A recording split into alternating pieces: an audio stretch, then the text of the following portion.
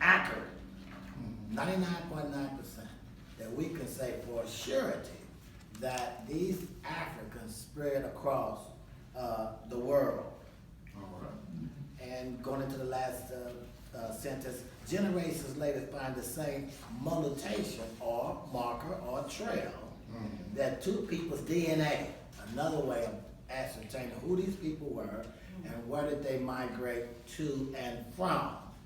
We can do the samples of DNA and say, okay, this is which is popular now.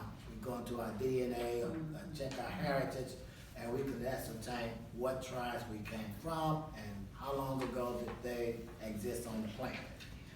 Paragraph 6, one called mitochondrial, or the DNA, or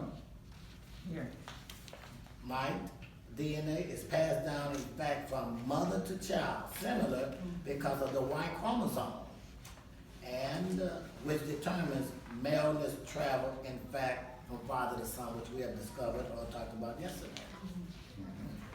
Also, I wanted to look at, as we travel, from what is the written, I like the literal word, and then I like the map, being a person to read maps and diagrams and all of that. It tells us a lot about the migration of the people that we call Africans and where they come from and how they ascend into all the parts of the world.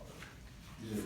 Back at the map, we could say, we're going back and forth, that one, as the Reverend said yesterday, 200 years ago.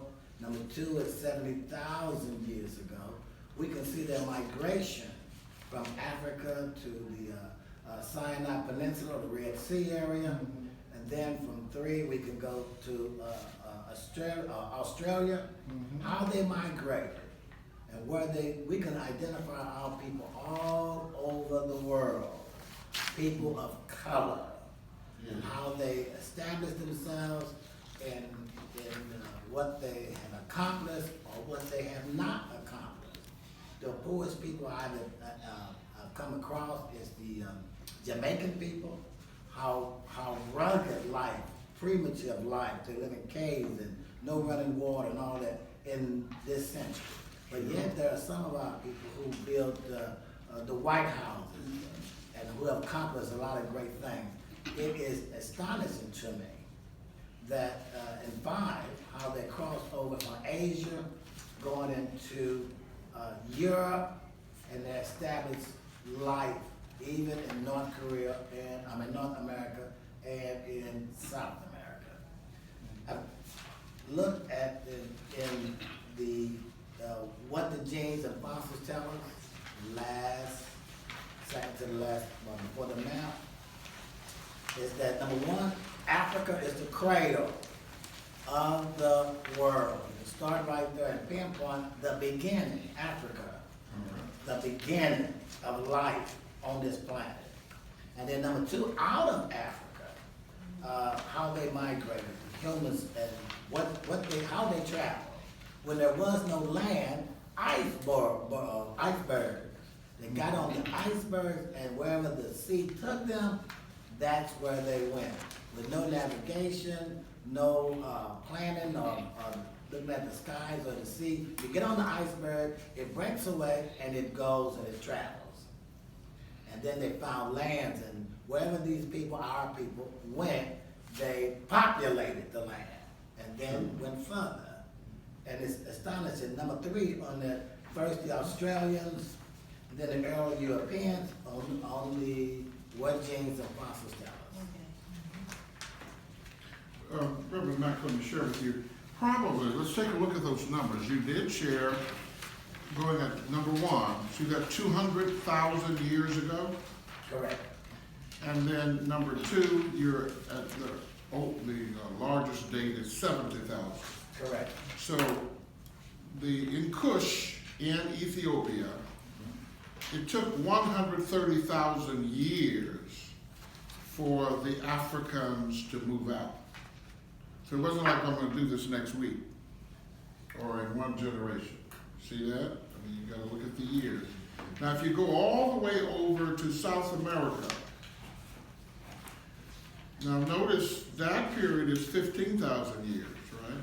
Right. That's kind of closer to our time here now. I mean, I know it's 13,000 years more than our time, but it's the only one closest to us. It's closer than 200,000 years, right?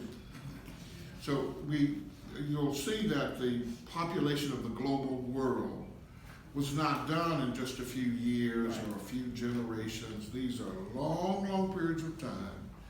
And one of the things that we looked at in group one is that they took, probably a day, one fishing trip, one hunting trip, one farming trip, as they expanded bit by bit they tried here. A lot of times, I remember when I first learned to drive, I got my license at age 14.